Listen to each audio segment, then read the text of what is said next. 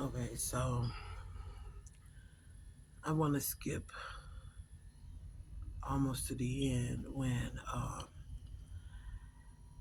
it came to a point where I got so tired of going through what I was going through that I decided to fight. And after finding out that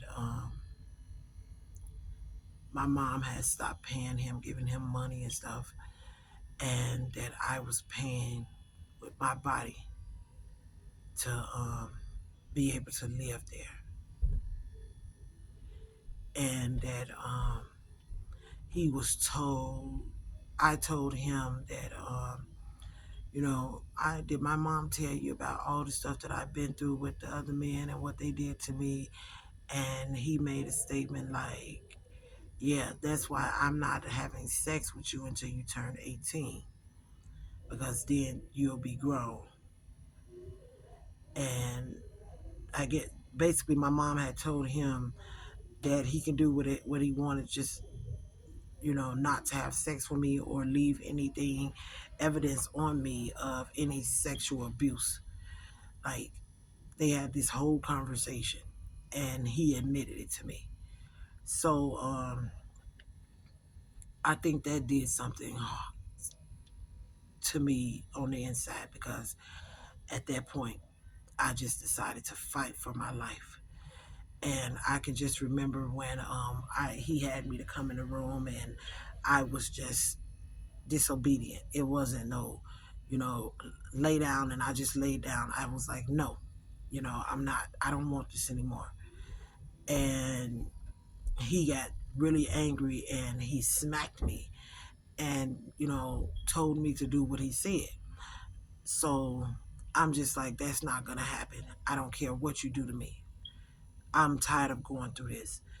So he hit me again, and something just rose up on the inside of me. And that crate that he sat on, every time that he did what he did to me, I grabbed it and I just swung on him with it. And I kept swinging. And when he got the crate away from me, I, man, I rose up with so much strength that I hit this man in his mouth, and his teeth fell out. Um, and he started squaring up with me. He was punching me, and I was punching back. And my brother and my kid's father were at the door, and they was knocking at the door. What's going on in there? And instead of beating the door down, because I'm in there screaming and hollering, and I'm just tired, and they just knocking at the door. And once, I don't know, we were both tired of fighting, because I would not give up. I fought, and I walked up out of that room, and I felt vindicated. I felt like David and Goliath, because that man was every bit of 300 and some pounds to my 100 and some pounds. And I believe at that time I was about 16, 17 years old when I fought the good fight.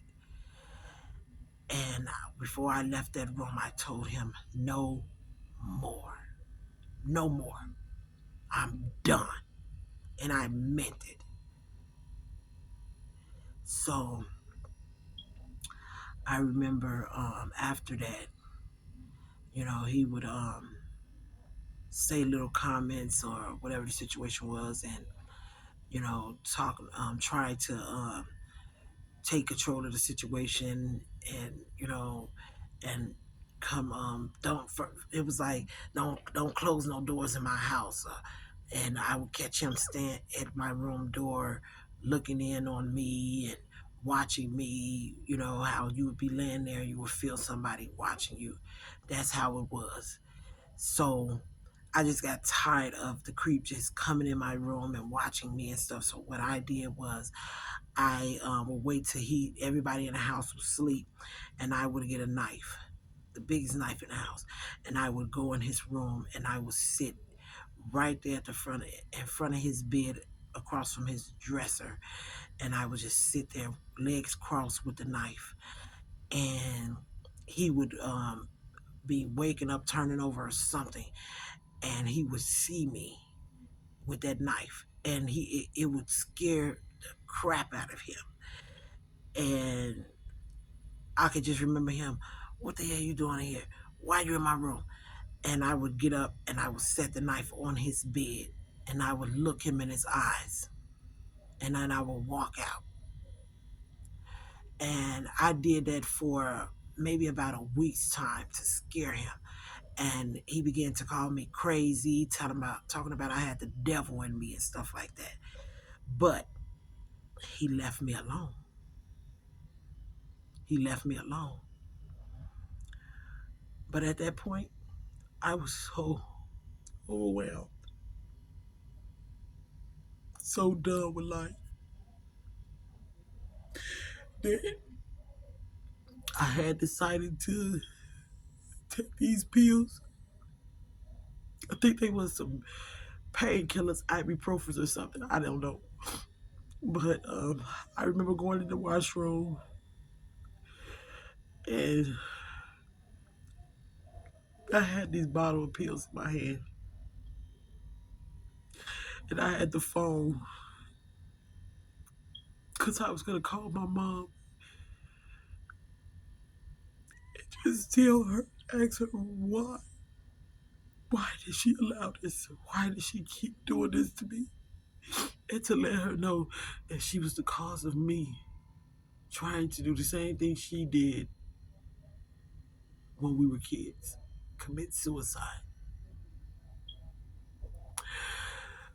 So as I got ready to call her, the phone rung, and it was Daddy number two's sister, and I answered the phone.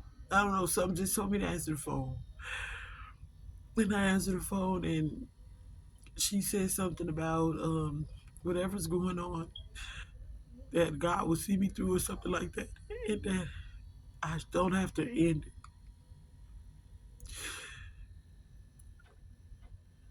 And I just burst out in tears because I was just about to take the pills. I called my mom because I really wanted to die. I just wanted out. I just wanted out.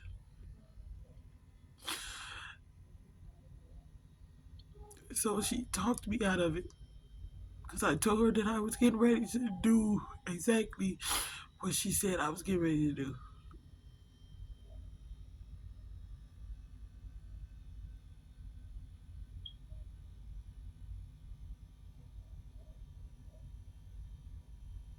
So that was my first attempt at suicide. I didn't get a chance to take the pills, but I wanted to.